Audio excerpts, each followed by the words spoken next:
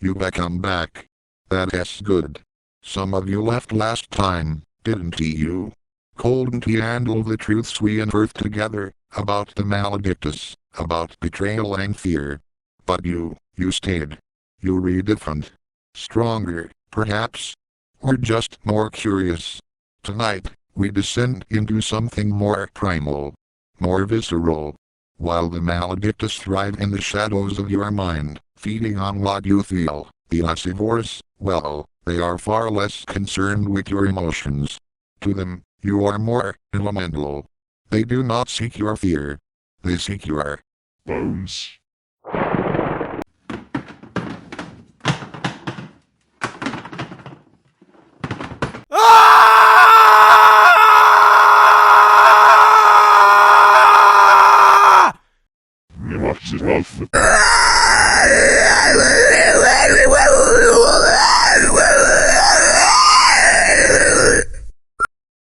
These creatures, these Ossivorus, are not whisperers or manipulators. They are butchers. Silent and skeletal, walking relics of death. They are the bones beneath the skin. And when they look at you, they see not a person, but a structure. A framework. To them, your body is nothing more than a husk, surrounding their true prize. You have seen the remains of their work, I am sure. The empty shells left behind. Hollow bodies, brittle and collapsed, like they have been drained of life itself. But you never see the Ossivorus, do you? No, they be long gone by the time you discover their handiwork. You see, they be faster than you can imagine, and they don't linger. They take what they need, and they disappear into the dark. When they be hungry, when they be weak, they be at their most dangerous. They be emaciated then, skeletal. Their skin so thin you can almost see right through them. But don't let that fool you. Their weakness is only temporary. In that state, they have the strength of a gorilla, starving, desperate creature with the power to rip you apart and the speed of a cheetah. If they catch you then, you might think you'd hear them coming. But you won't. There is no sound, no warning. You'll be walking through the night, maybe along some lonely road or in the quiet of your own home. The air will feel colder, heavier. That is your only sign. The Ossivorus doesn't need to stalk you, and is already there, waiting for the moment when you be the most vulnerable. When your guard is down. But how do you recognize something like that? How do you know when you're being hunted by a creature that doesn't care for your life, only for the bones that support it? That is the difficult part, isn't it? You only know when it is already too late. You see, the Ossivorus is drawn to strength. They can sense it, deep inside. They are creatures of hunger, yes, but they have preferences. The more dense your bones, the more they crave you. An athlete, a soldier, someone who has built themselves up, those are delicacies to them. To the Ossivorus, your strength only makes you more appetizing. If you're lucky enough to survive an encounter with them, well, let us just see you won't be walking away whole. The lucky ones end up crippled, missing parts of themselves. But luck is a rare thing when it comes to the Ossivorus. And if you manage to escape, well, you never feel quite the same again, will you? You always wonder, won't you, whether they be still out there, still watching, waiting. Because the thing about the Ossivorus is, they never forget a scent. Once they've marked you, they will come back. In the end, it is just a matter of time. So you have heard the story. You know what the Ossivorus is capable of, how it hungers, how it moves through the shadows, faster than the eye can follow. But you must be asking yourself a question now, one gnawing at the back of your mind.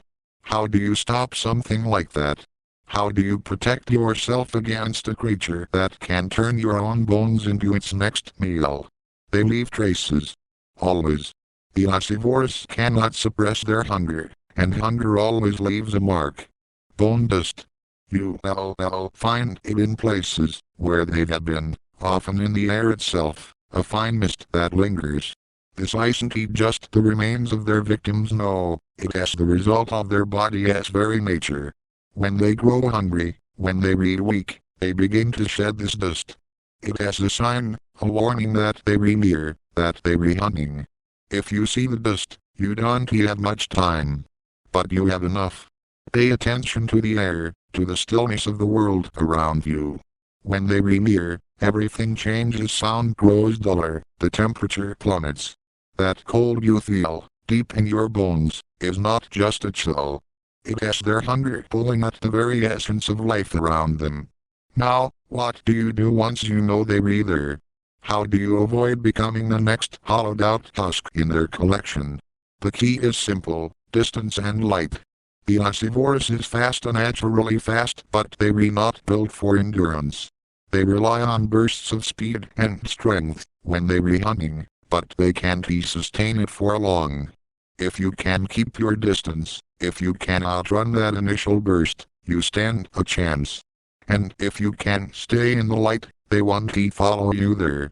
They thrive in darkness. The shadows are their domain. Their skin, their entire form, blends seamlessly into the black, making them almost invisible. But in sunlight, or even under artificial light, they become vulnerable. Their translucent skin, their thin frames, all of it betrays them in the light. They can't hide as easily. Their bodies weaken, their speed slows. Always carry light with you. It is your greatest weapon. If you find yourself being hunted by the Ossivorus, do not allow yourself to be swallowed by the dark. Even a small flame, a flicker of light, can keep them at bay. But light alone won't save you, if you don't know how to escape. Escape is possible, but difficult. As I said, they re-fast far faster than you. But speed isn't everything. They re hunters of instinct, not strategy.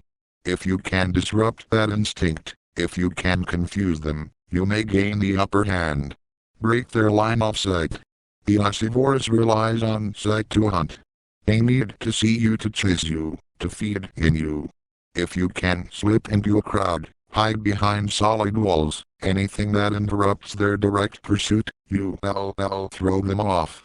They lose focus, if only for a moment.